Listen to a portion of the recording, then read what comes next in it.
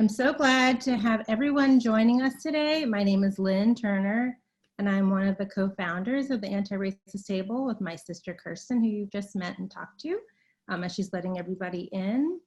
We are so glad to have you here. The Anti-Racist Table is a platform that the two of us created just over 3.5 months ago in May. The two of us we're very passionate about what's happening in the world, as well as I'm sure a lot of people are, you know, with George Floyd's murder, with just the ongoing anti-Black sentiment that we have grown up with, that we have seen, you know, time in and time again, just never ending.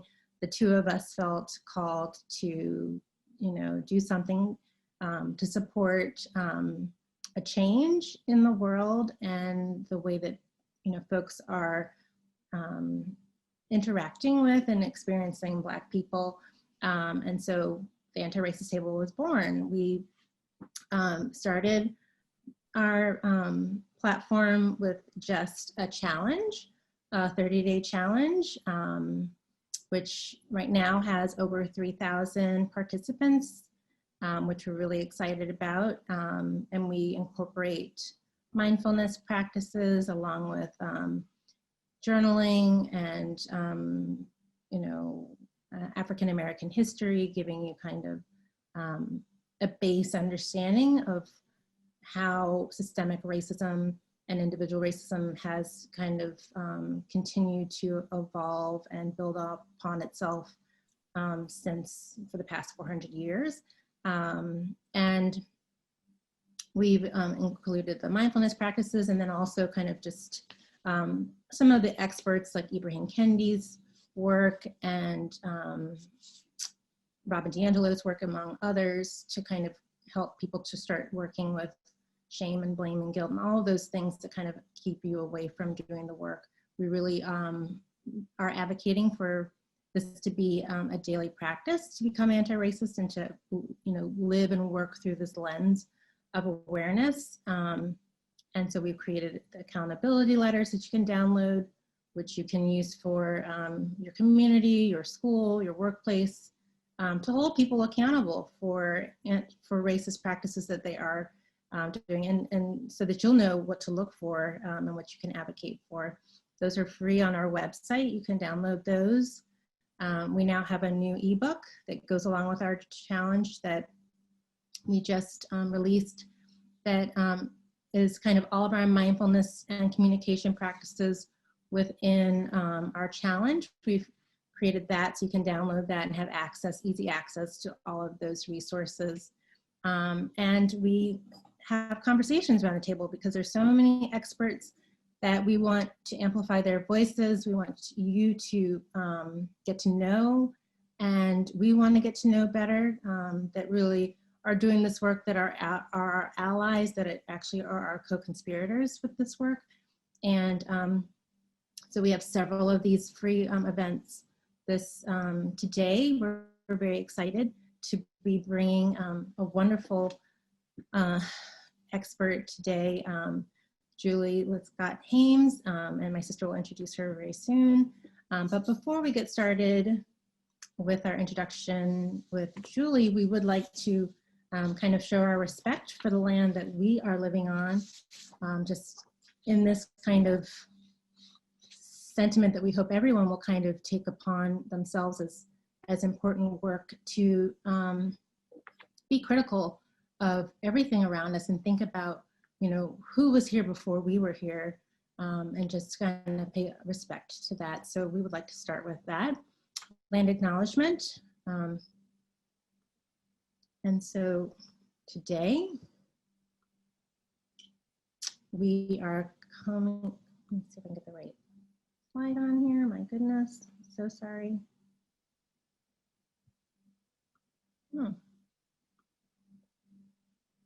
I'm trying to find the right slide. I'm so sorry about this. Okay, well, it's not working with me, but I will go ahead and. I think it might be the next one, Lynn. Oh, here it is, good.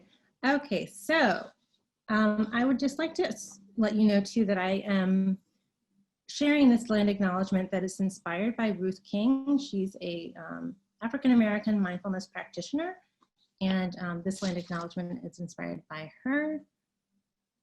I would like to call on my ancestors to stand with me as I acknowledge the native custodians of this land, which is the Piscataway land in our nation's capital, in Washington, D.C. and the surrounding areas.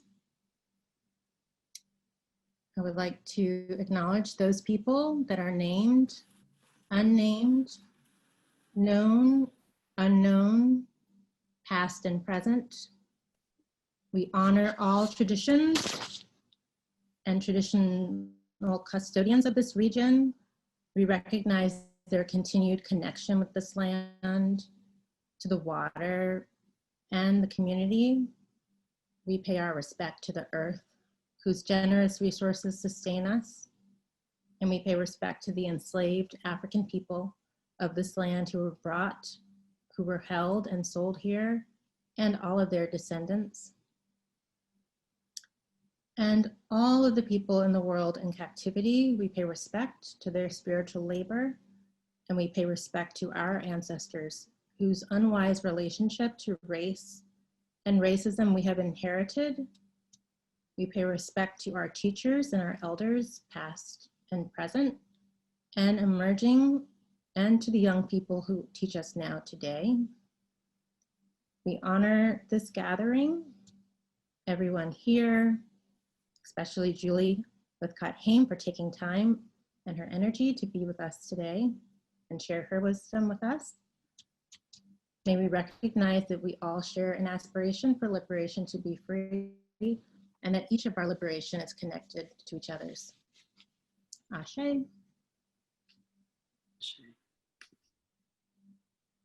Thank you. And with that, I'm going to introduce Julie Lythcott-Haims. Oh, okay, Lynn just changed the, sorry. Writer, speaker, human. Julie Lythcott-Haims believes in humans and is deeply interested in what gets in our way.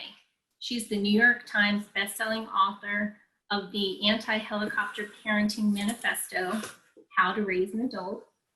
Her TED Talk on the subject has more than 5 million views, and in 2020, she became a regular contributor with CBS This Morning on parenting. Her second book is the critically acclaimed and award-winning prose poetry memoir, Real American, which illustrates her experience as a Black and biracial person in white spaces. The third book, Your Turn, How to Be an Adult, will be out in April 2021. Julie is a former corporate lawyer and Stanford dean and holds a BA from Stanford, a JD from Harvard, and an MFA in writing from California College of the Arts. She serves on the board of Common Sense Media and on the advisory board of leanin.org. She is also a former board member of Foundation for a College Education, Global Citizen Year, the Writers Grotto, and Challenge Success. She volunteers with the hospital program No One Dies Alone. She lives in San Francisco Bay Area with her partner of over 30 years, their young adults, and her mother. And with that, thank you, Julie. We are so honored to have you here. Welcome. Kirsten and Lynn, thank you so much for bringing me to your anti-racist table. I was intrigued when I got the invitation. I've been privileged to receive many invitations to speak and join conversation in the last few months in light of what's happened, the resurgence, the reawakening of many more people in this country to what has been happening systemically to Black folk for centuries. When I got your invitation, I was intrigued. There was something different about the way you put yourselves in the world, the way you describe your efforts, your mindfulness work, the way you're honoring ancestors and Native and Indigenous people, and really all of us as humans. I really felt pulled to you, even though we're on the opposite coast from one another. You know, I felt this pull. Something said, drop everything and be with these people. So I'm really honored to be a part of what you've got going on. I think the 30-day anti-racist challenge sounds amazing. I think the accountability letters sound amazing.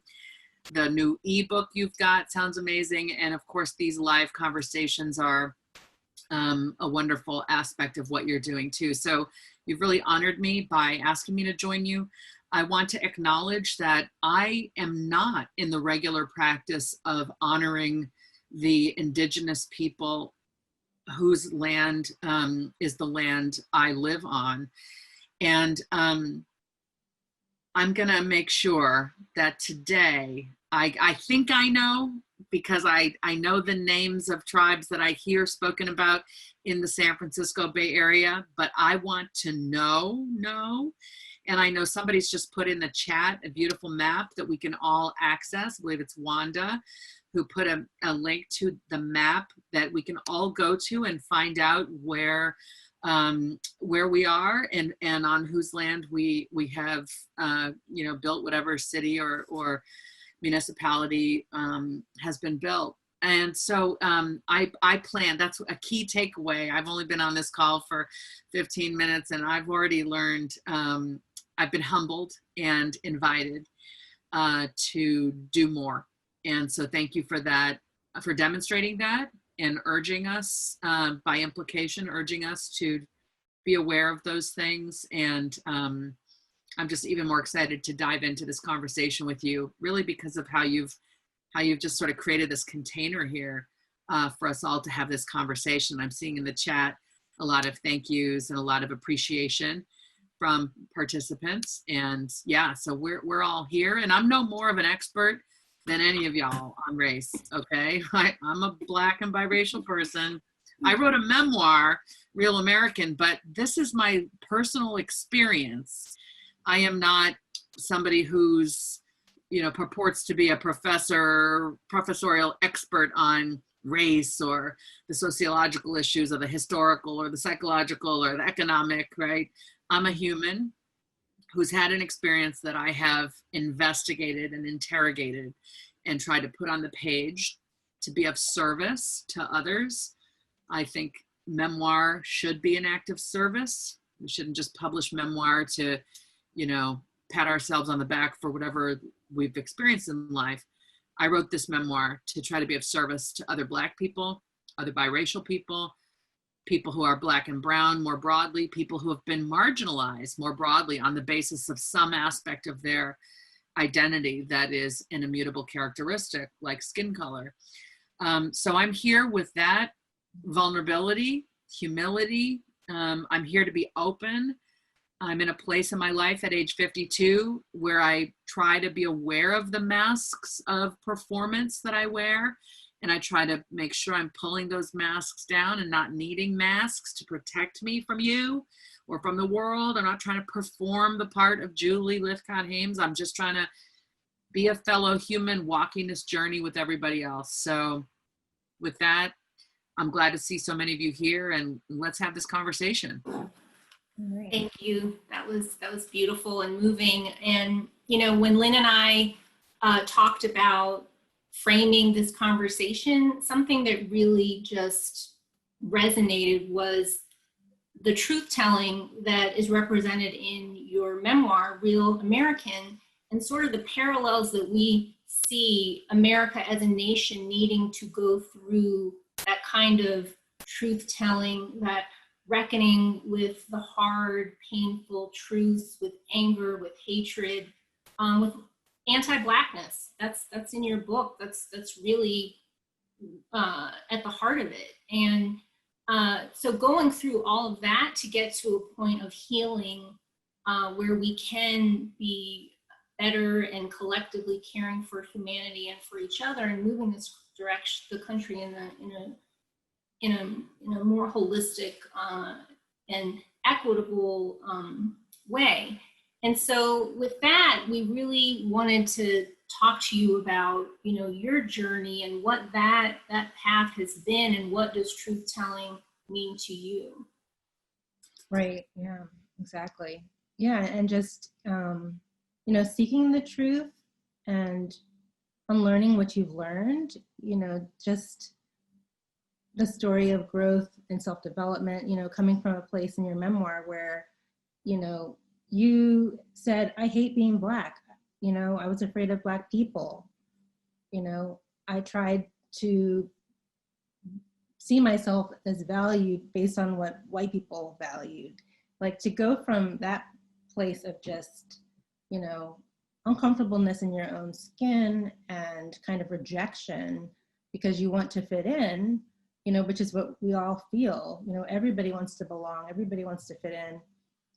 You know, how did you kind of get to a place of healing and, you know, kind of awareness that, you know, it actually is good for me to be Black, and where did that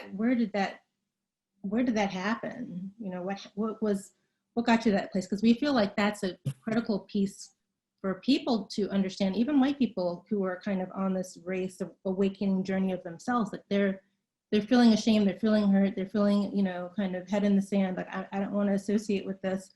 But yet the only way to get through to the other side of this is if you actually do this hard work and like sit with it.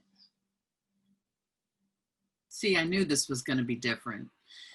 Often I get some remnant of this question about 52 minutes into an hour where there really isn't time to unpack it. And the truth is, I don't want this to take up, you know, too much time because you have a lot of great questions, I know, but let me try to give this process its due by trying to explain it. So I became a mindfulness practitioner as a dean at Stanford, where I was working with an executive coach who was trying to help me get along better with everybody.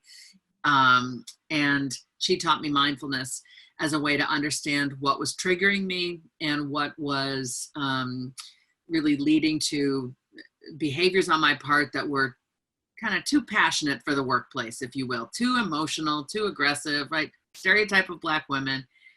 You know, I was in an academic environment where if you're trying to get things done, you need to be very collaborative and very collegial. And my way of being was too much for people. And there was a racial stereotype there, but I think they were also objectively right in some ways. And anyway, I became motivated to do this, to try this mindfulness thing and to learn what was happening in my body that was triggering a response that was not, you know, that was making me bigger or more emotional than the environment could really deal with. Therefore, I wasn't able to be heard. Therefore, I was the one that had to apologize, even though they were doing the underlying problematic thing. So I had to really kind of look at the tools in my toolkit and figure out how I could get more effective at being me, not to be silenced, but to really be clear about my intentions and my language. And so I developed a mindfulness practice where I would notice my body's response to whatever was happening. And I learned that my body is constantly sending me clues. I don't feel safe. I feel threatened. I feel demeaned. I feel judged. I feel, you know, all of that stuff. And over probably a year and a half, I, you know, in the daily practice of trying to notice what my body was trying to tell me and trying to help my brain interpret it rather than just instinctively respond, I began to see that my triggers all kind of stemmed from this self-loathing, I ultimately would call it, as a Black person, having been taught from age 3 or 4 that something's wrong with you and something's wrong with your Black daddy and you're not worthy of dignity and kindness. And you need to prove that you have earned your spot because we don't think you're very smart and we think you're probably bad. All of those messages I got in childhood, culminating, I think, with the N-word being written on my locker on my 17th birthday in high school. I never told anybody about it, but that experience just lodged itself. It was kind of like the nail in the coffin on my sense of self. And then from age 17 to about age 40, I was just trying to be that Black person who would please the white people. And so that my psychological development journey has been from this place of innocence and self-love to this place of self-loathing, back to this place of self-love as a fully formed, I think, fairly well actualized adult at this point. And this place of self-loathing, the irony is, this was like 25 years when I was attending a name brand college, attending a name brand law school, becoming a corporate lawyer, becoming a university dean. I'm important, quote unquote. I have brand name labels attached to my being. And yet I'm just trying to never be called the N-word again. You know, I'm just letting them touch my hair in the workplace, you know? And once I acknowledged to myself, hey, you've got internalized oppression. You don't like yourself. You've been taught that yourself is not worthy of dignity, that this skin and hair are problematic. Julie, you've been taught that. You are essentially biased against yourself and your people, Black people, and maybe even other people of color. Once I acknowledged that truth to myself, which was a terrifying thing to acknowledge, I'm in tears, just like sobbing with my coach, telling her this, because I finally figured out that those feelings are at the root of all the ways in which I am, you know, just fighting the world.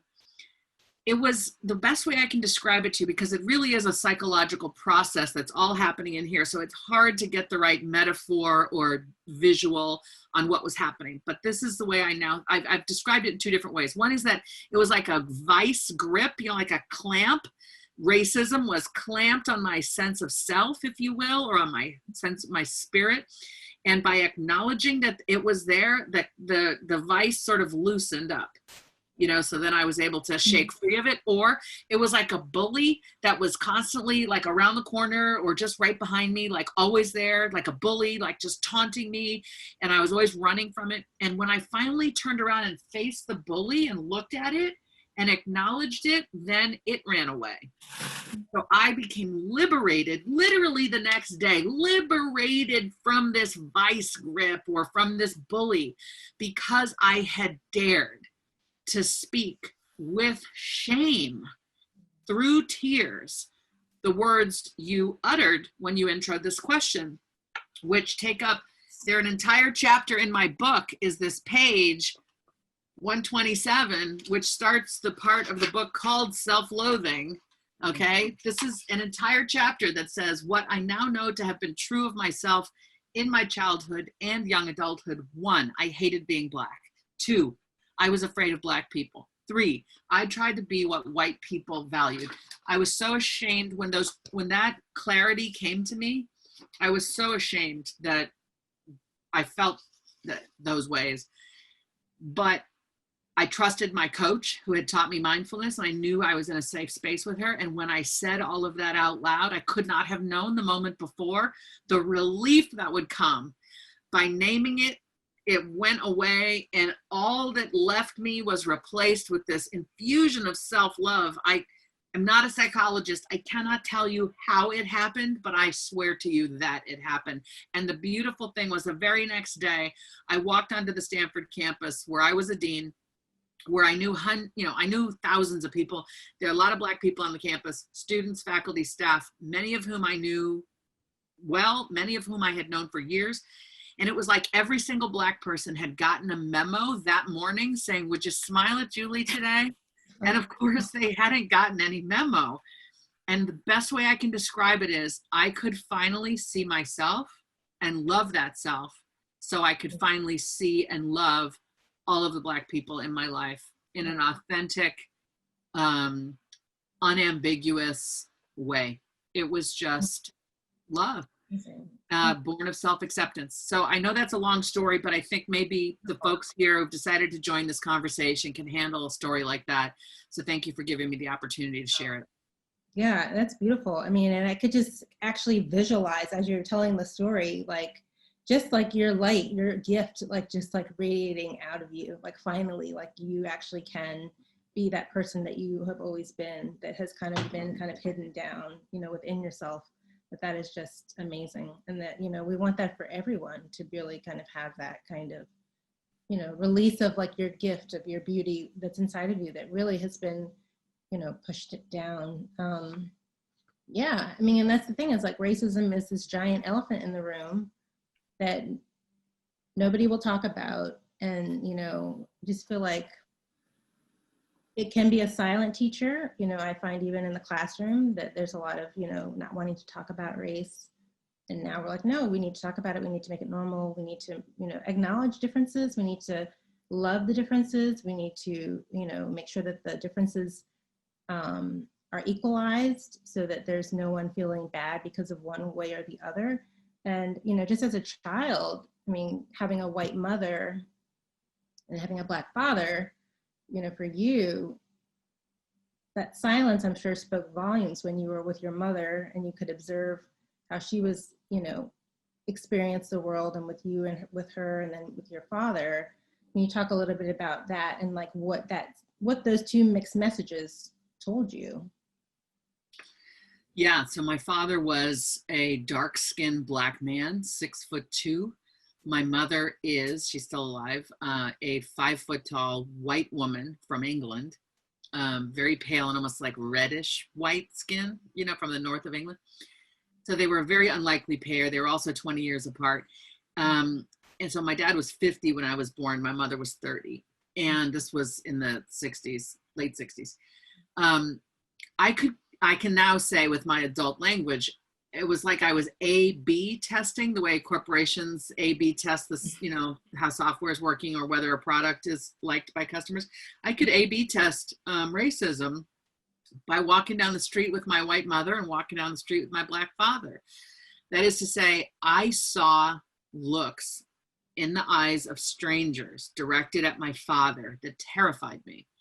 And nobody ever looked at my mother like that.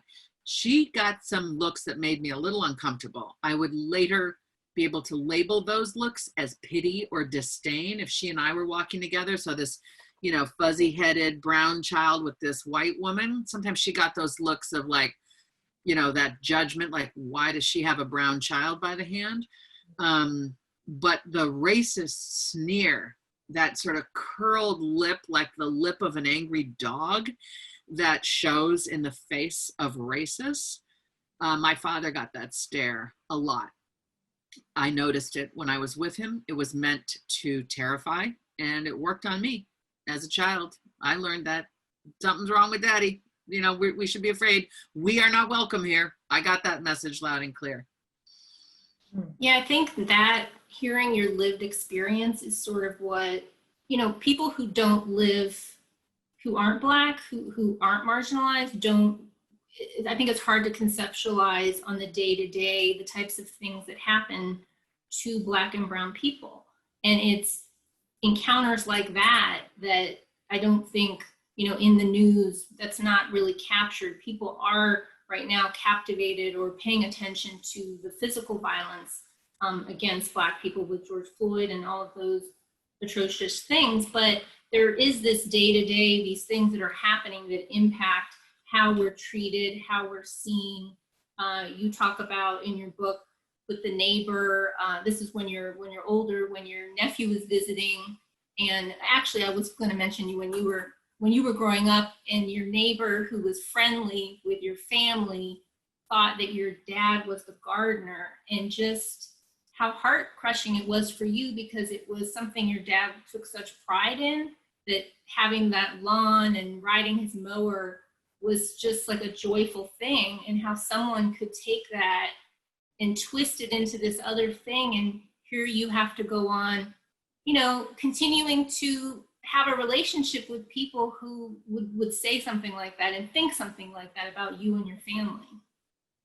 Right, and he was the farthest thing from it, right? He was the farthest thing from a gardener. Yeah. That's the thing. So I want to acknowledge, you know, my discomfort at my Black father being mistaken for a gardener reflects the embedded classism that I had working within myself. I was a middle-class child.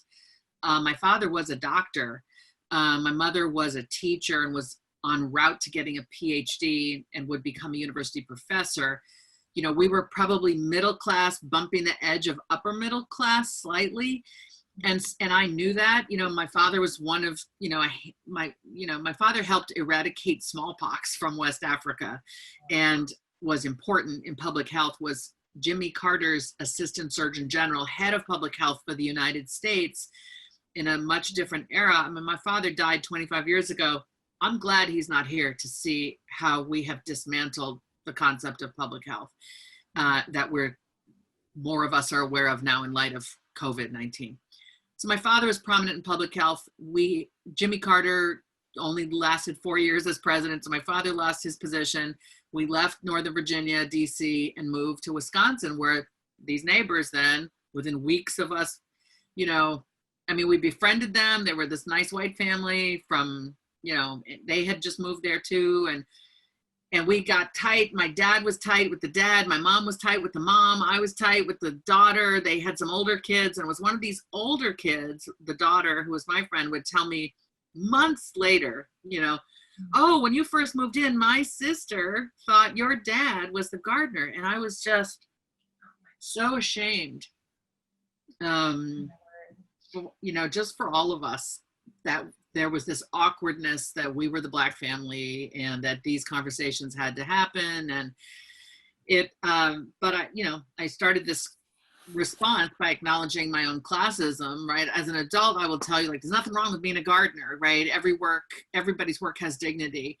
But I think it was that comparison, knowing my father was not, in fact, a gardener, was a physician, and really was making important contributions in that field, and the presumption that, you know, the Black man on this riding mower, which he adored, worked for our family instead of being, you know, the head of the household, was just very jarring. You know, no one else's dad was misconstrued. Yeah. Yeah, that's a sad state of where we are. Yeah.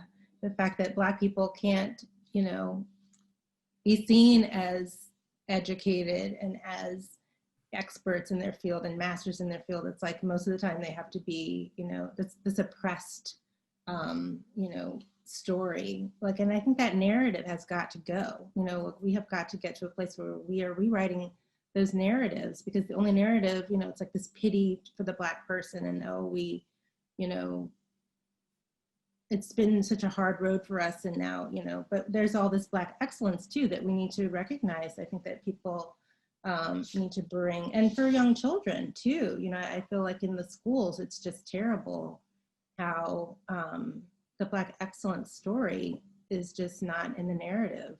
You know, we're just learning that status quo, the white culture story. We know, you know, all the heroes left and right in the white American culture. And, you know, we really need to bring that in, because for us and for you, you know, living through your childhood, you know, with this kind of sense of not belonging, of needing to be an other, needing to be someone other than what you are, is where I feel like all children are still living through that today. You know, we are really, you know, how can we get to a place where we are empowering Black children, and so that they are feeling pride in themselves, in the classroom, in, you know, in their own families. I mean, even in our family, you know, the two of us look relatively similar. We have another sister who's darker, but out of the phenotypically Black. Yeah, and out of the three of us, I mean, the two of them, I just found out recently, the two of them despised me because I had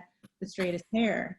And of course, my parents loved, you know, like my hair, you know, we went to Japan, it was like a little straight, like a little bob. And, you know, for me, it was like, I didn't even know that there was some animosity in even the class in our own family, that like, even in families of Black people, like to really, you know, empower our children for who they are. And they don't need to look more white than another to get the love that they deserve.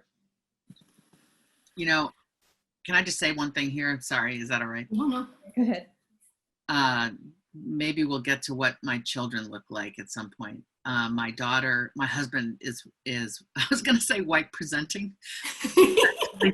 Right.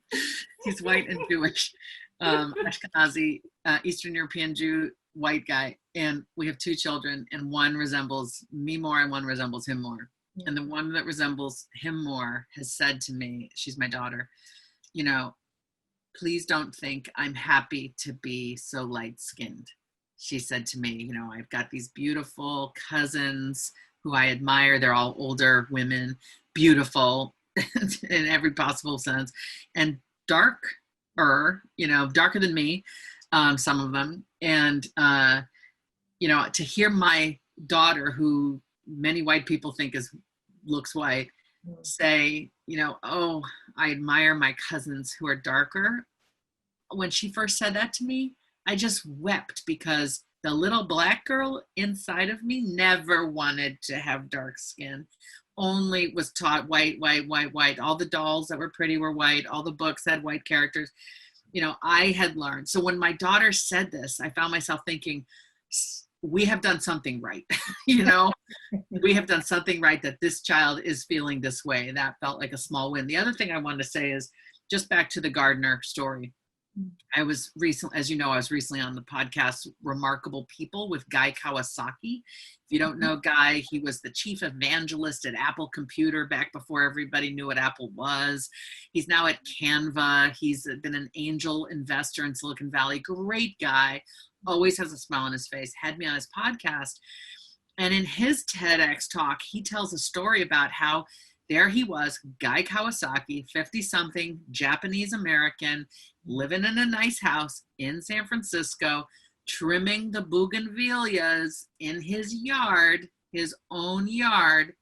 And this white lady walks by and says, oh, do you do yards too? And he was like, this is my house, lady. Inside, he wanted to say that, like, oh my God. And his story is then, he tells his dad, who is the Japanese immigrant, Dad, you wouldn't believe this. And his dad was like, dude, that is so nothing. He said, the lady did the math. Odds were you were the gardener, right? Right. And so Guy and I had this meeting of the minds around, we're 50-something. We were, raised post Martin Luther King. We have different expectations about our rights and ability to just have dignity and be treated with kindness as people of color in America. But our fathers are here to remind us, his is still alive, mine is not. Our fathers are here to remind us, oh no, baby, it can be so much worse than somebody mistaking you for the gardener. Yeah. Yeah, it's true. But, in this whole American system that is cast, as Isabel Wilkerson mentions in her book, Caste, the dominant caste versus the subordinate. And she has this line that in the unspoken rules of caste, the people in the dominant caste are expected to be first or in the superior station. Historically, their job is to correct, direct, discipline, and police the people in the lowest caste. They are to be ever vigilant to any rise or breach on the part of those beneath them. And I think that what we're talking about and where we're expected to be, and how people mistake us and put Black people's very lives in jeopardy by, calling the police. You have a beautiful section in your book talking about that, and how it's white people calling the police on people doing rape, just being Black, doing nothing.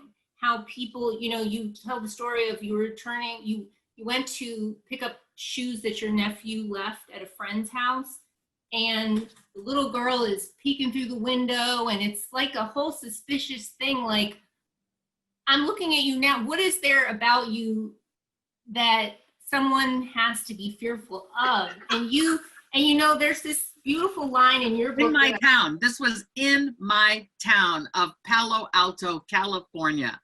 Liberal, Northern California. I own a house here too. I'm privileged. I'm going to pick up my nephew's shoes, which he left behind. He's got a friend who lives in my town. My nephew is a grown man. He's 40-something. So it was just, they were afraid, or, it was horrible. It wasn't violent. She didn't harm me. She didn't call the police. But the interaction where I was, trying to just do this errand on behalf of my nephew, who had left his shoes at his friend's house. So they have a Black friend in the form of my nephew, who's much darker than me. And yet when I show up to come claim these shoes, which ostensibly he's told them I'm on my way, who knows? But, they just act like I am there, that my being there is such an affront to their whiteness, to their lawn, to their you know, pathway to their front stoop. Like, ugh, it was just horrible. I mean, Yeah. it just made me feel like, really? I am just, really? You know, so I performed. I was like, hi. I could see from the look on her face. And she was like, can I help you? She was so rude. You know, like, what are you doing on my stoop was the tone of voice. Yeah. Can I help you? And clearly, if you were I not, got two options. I can go off or I can Right. just get what I need and move on. So I was like, hi, I'm Michael Lythcott's Aunt Julie. What? Yes, so sorry to bother you, but I'm Mike, you know, I'm like talking like this to just, and finally she hears me say my nephew's name 3 times. And she's like, this is why Zoom is so wonderful, because y'all can see me recreating my face and her face. And all of a sudden she went from what, you know, what are you doing here, to like, oh yes, of course. We love Michael. Please come in. And at that point I did one of these and I was like, I'm here for his shoes. I can see them. Like, anyway, it's an important, I'm proud of that piece in the book, if I may say so. As an author, we're not always proud of everything, but I'm proud of how that story plays out, because it ends with, can I just find it? Because I'm going to see if I can find it. We did not rehearse this in advance. I have to now find this in the book. But I am going to find it, because I want you to hear, because this is part of me coming to my realization, like, I don't have to take this. And I'd like for you to hear how I say it. Of course, blah, blah, blah, we're live. Here we go. I found it. Okay, this story, which starts on page 219 and ends on 220. So, you hear the name of your close friend, my nephew, now for the 3rd time. Your foreboding facial facade gradually falls away into a relaxed smile. Oh yes, of course, you say, stepping back, sweeping your hand across the vestibule of your doorway, as if to invite me in, relief visibly slaking off your once rigid body.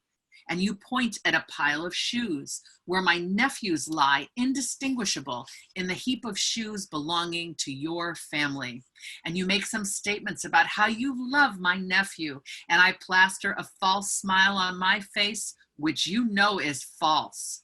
And my nephew's shoes are a size 12. And when you hand them to me, they leave behind their absence, an absence you will stare at after I leave. And even when you take your toe to the corner of your husband's shoe and kick it so it fills the space left by my nephew's, you will remember my nephew's shoes. wow, Powerful. totally. So powerful. That is, of course, my imagining. I don't know what she did after she shut the door, but the discomfort that she was by then feeling about that interaction, which had revealed her own racism to me and to her, I imagine that seeing the hole left by my nephew's shoes was just something she probably couldn't deal with, and she had to, you know. Well, and that's the thing, is like, she probably never even realized, even after that what she did was racist. You know, I feel like there's so many people that are like, oh, I didn't do anything. And it just, you know, it happens all the time. When I was in college, there were girls that were friends with me who, you know, when they saw me with other Blacks, they would say, oh my gosh, you know, I'm so surprised that you're friends with them. They call us, and, you know, they're so mean to us. And, you know, I'm like, oh my God, like, how could you possibly do that to someone else who's Black when I'm just as Black as they are? Like, I think, you know, it's like you said, like, you have to be in that, you know, in that club or something, that they have to know you in some way, that all of a sudden that you got the golden pass. Yeah. But, you know, everyone needs to be able to have that experience.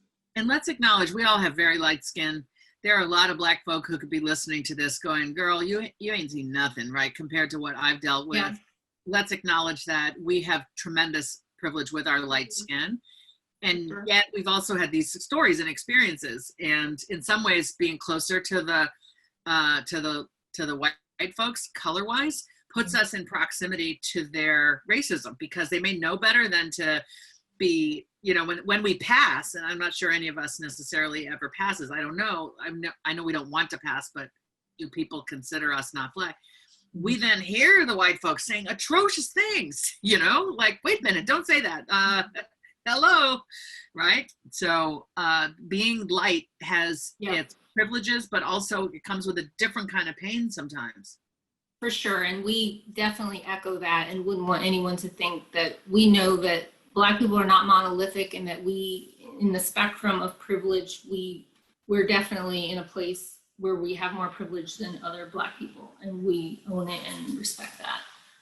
You know, one thing in your book, you talk about the Aunt Peg, the friend who says to you, she's talking about your daughter Avery, isn't it great she doesn't look Black? And just, you know, it's these kinds of things that I feel like your lived experience is really just so other people can recognize and understand what is that like? Like, I've had this, everybody on this screen has had people trying to pinpoint what race we are because we look a little ambiguous, and the look of disappointment or pity when they find out that you're Black, and just, you know, how are you supposed to take that when you are Black and you have people in your family who look more phenotypically Black and you love Black people? Yeah. The first thing I want to make clear is that Aunt Peg is white. Is white. I'm sorry. It wasn't a Black person saying, you know, because there's a lot of that internalized depression and colorism within Blackness where we praise, we have this thing about, you know, we chide each other for what our skin is and isn't. You know, Spike Lee has made movies about this, and you know, we have that going on within us. So I want to be clear that Aunt Peg was saying, as a white person, was saying, isn't it great your daughter doesn't look Black? I tell you what, to an earlier point about celebrating the excellence within the Black story, I think a tangent to that is celebrating Black love, the love of Black people, kind of regardless of all this BS and violence around caste and race. Black people loving Black people is one of the most beautiful things I have ever been privileged to be a part of. The embrace from the Black community, when you are loving yourself as a Black person, showing up with love and care for Black people, the Black people are like, welcome. Glad to have you. You know, hello. Open arms, right? Open arms. The most beautiful thing. And so the strength of Black people, the resilience of Black people, the ability to just get back out there and keep going astounds me. It is so beautiful. It speaks to, frankly, you know, when we think of what's the root of white supremacy and racism, like, where does that come from? That sense of a need to be superior. You know, often folks who feel a need to be superior are feeling an inferiority, right? That psychologically they have to deal with by making themselves seem superior. And, you know, I can't speak for what was happening in the minds of the Europeans in the 14 and 15, 1600s, but you know, they certainly saw themselves as superior with the way they dressed and the way they handled life and whatnot. They could not see the wisdom and the strength of the cultures they were enslaving and colonizing. But certainly today, I think there is this wound of like, I'm embarrassed to be, like psychologically, I'm as a white person embarrassed to be part of the group that, you know, has subjugated others. So let me look for a justification for why we subjugate others, because there must be a good reason. Because if there isn't a good reason, then I feel super, you know, awful about myself and my ancestry. I think reckoning with that is a pain, I imagine, in the minds and hearts of white folks who are being introspective, doing the work, building the mindfulness, trying to figure it all out. What is my role in all of this? You know, so in some ways, at a very meta level, I really do feel for white folks grappling with, you know, a centuries old history of the subjugation of other people. You know, that's got to really hurt them. Yeah, and I think, you know, bringing it to where you started with, you know, your truth telling and the vulnerability, the feeling it in your body, the courage that it took to really just sit with all of that, name it, face it, that I think that, you know, in our challenge and in the tools that we provide is really about that, is that America has to get comfortable with these very difficult, hard truths. Right, and actually at the end of it, you end up drawing strength from it, right? Because you ended up drawing strength from it. It turned out to be actually a gift, you know, I think. And I think, you know, that brings us to that question of, you know, how can white people see our humanity? You know, how can we encourage white people to take on this work? You know, because again, you know, because of through privilege, you really aren't expected to take on this work. We can easily leave that on the shelf. When you wake up in the morning, you don't have to worry about, you know, what's happening to Black people or oppression or anti-Blackness. If you're white, you really don't have to do that. So what is missing that's keeping so many people from doing this work, seeing the humanity of Black people, especially because we see in the scientific polls, or the polls, it's saying that there's only like a handful of white people that are taking up this work. It's all Black and brown people, BIPOC people that are doing this work. And we're not going to be able to turn the tide unless we get white folk to actually do this work. I mean, and thank goodness our challenge, we have a lot of white folks that are doing this work, but how can we get even more, you know? Yeah, I'm just reaching for my, you know, I'm in where I write, it's just full of books, like books everywhere. Wow. My racism and anti-racism books right over there, and I wanted to grab a book. So I believe that the failure to act stems from a failure to care, because if you care about somebody, you do act. So why is there a failure to care? I think it's a failure to see us as equally human. They could enslave us. They could, here's the most poignant visual for me around slavery, the auction block, where a slave master would sell us off and wrest us out of the arms of our children and our parents and our loved ones. And we would wail and scream and cry, and they ignored our wails and cries. And my only explanation for how that is possible, unless they were sociopaths, which they might have been, because they were slave owners, my only explanation short of that is they did not see our wails and cries as those of humans. You know, an animal might cry, an animal might look sad, an animal might be in distress. We, as humans, many people tend to ignore that because they're just animals. I think they saw us as animals in the context of slavery, and I think they still see us as not quite human today. So, for example, we, on this call, I imagine everybody knows the name Tamir Rice, this beautiful 12-year-old child who lived in Cleveland, or near, you know, outside Cleveland, in Cleveland, Ohio, playing at his local park on an afternoon. I don't want to get into trauma porn and be doing this, right? I'm not trying to like pull on anybody's heartstrings. Tamir Rice had a toy gun and was shot dead by police. Didn't die instantly. They didn't even give him CPR.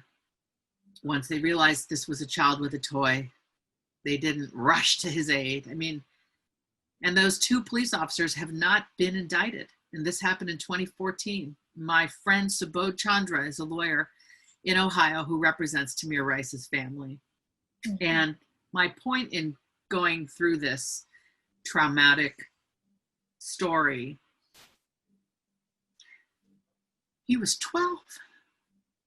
Mm. And my point is, had he not been Tamir Rice, had he been Tommy Rice, a little white kid, we would have had police reform within 72 hours.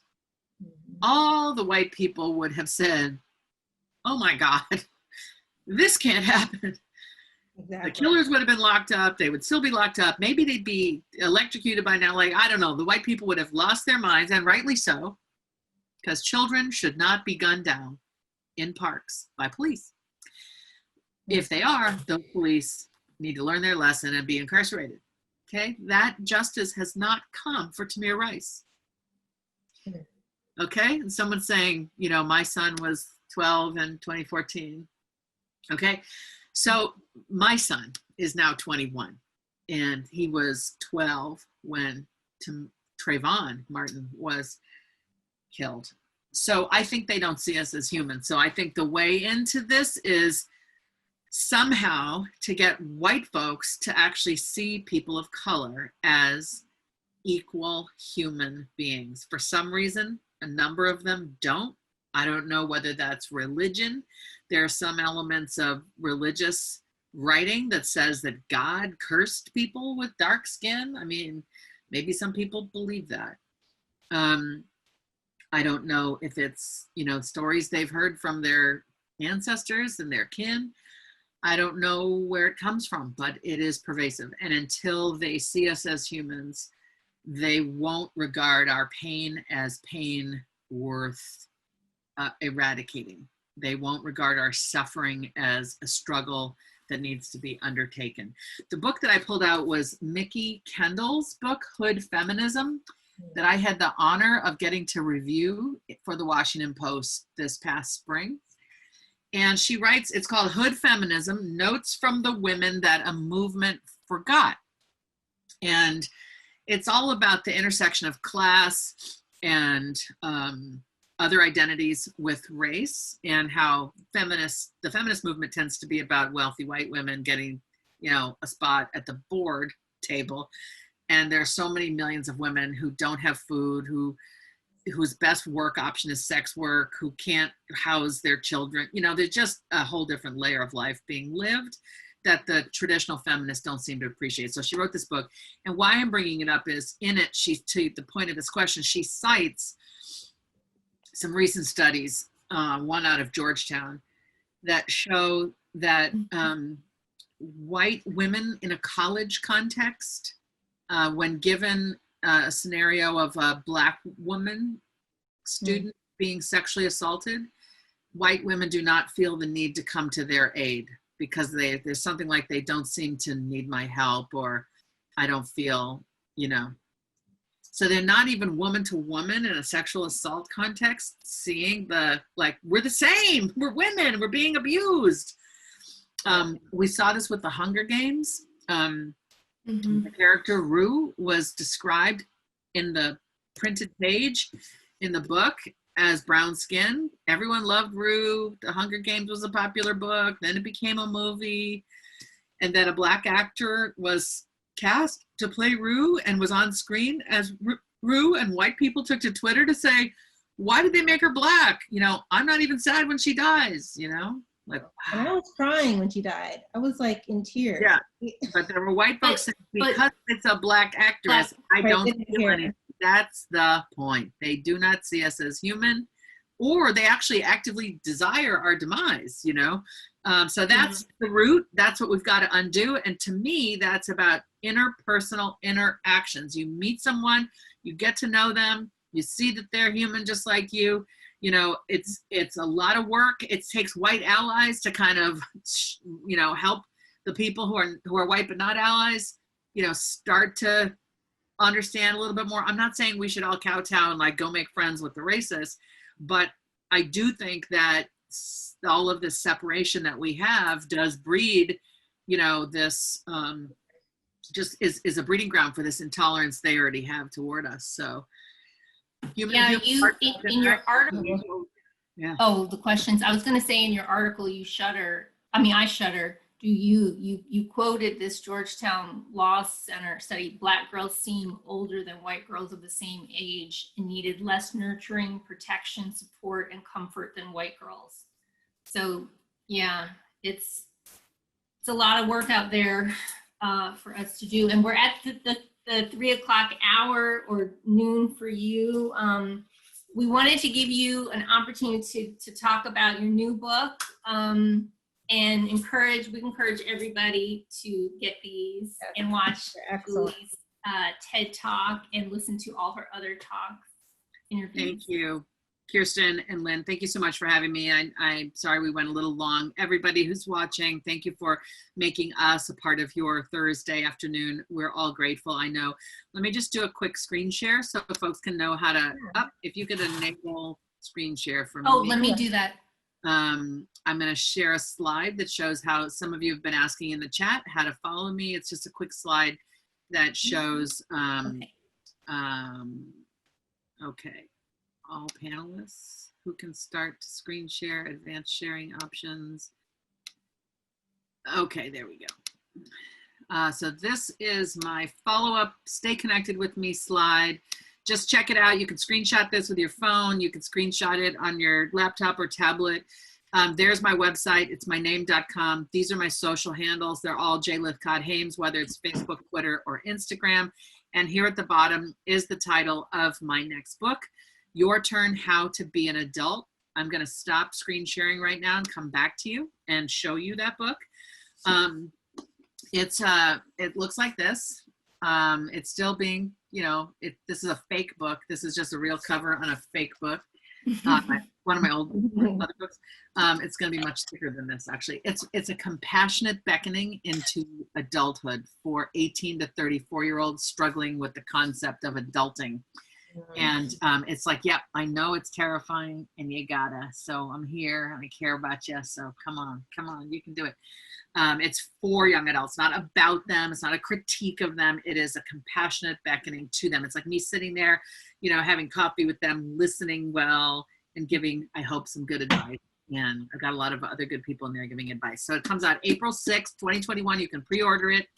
You can go to bookshop.com, independent bookstore, order that book for yourself if you've got young adults. If you are 18 to 34, feeling like you're struggling with #adulting, please check it out.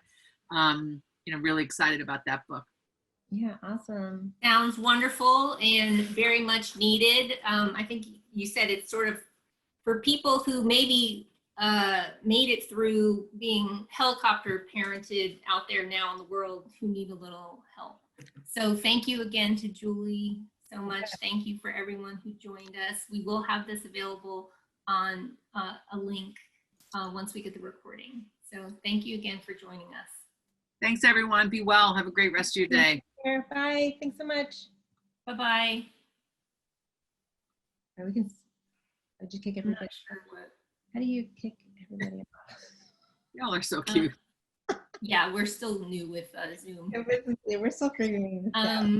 I think I can. You can't end it. If you end it, then we'll all go away, which is fine. Right. We'll just wait. The way that we the participants dwindle down to. Yep. They're. Yeah. Thanks everyone. Hopefully we'll see some of you on Sunday with our meetup with Orange A. Sofer. Yep, sitting with discomfort, just what we were talking about. Yeah, right. Bye, everyone. Everyone. Bye-bye.